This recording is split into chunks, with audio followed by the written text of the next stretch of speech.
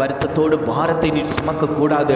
கவலையோடு நீ பாரத்தை சுமக்க கூடாது. சத்ருவானவன் பல வழிகளில் உன் குடும்பத்தில் பல பாரங்களை கொண்டு வந்து போடலாம், பல துக்க நிகழ்வுகளை கொண்டு வந்து போடலாம். ஆனாலும் நான் சத்ருவை உன் குடும்பத்தில் எழும்ப விடமாட்டேன் என்று ஆண்டவர் வாக்கு கொடுக்கிறார்.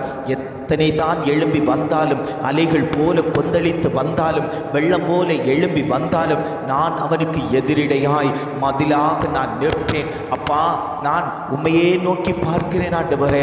ஆவியானவரே, உம்முடைய கிரியைகளை நான் அறிந்திருக்கிறேன் ஆண்டவரே. அப்பா, உம்முடைய அற்புதங்களையும் அடையாளங்களையும் நான் கேட்டிருக்கிறேன். நான் உம்மை விசுவாசிக்கிறேன் ஆண்டவரே. என் குடும்பத்தில் இருக்கக்கூடிய அந்த கட்டுகளின் நுகங்கள் அறுக்கப்படட்டும், பொல்லாங்கனுடைய நுகங்கள் பொட்டி தெறிக்கப்படட்டும் ஆண்டவரே. கர்த்தரே ஆவியானவர், ஆவியானவர் எங்கேயோ அங்கே விடுதலை உண்டு. ஆண்டவர் சொல்லுகிறார், நான் உன் குடும்பத்தில் இருக்கக்கூடிய கட்டுகளை அறுத்து உனக்கு விடுதலை தரப்போகிறேன்.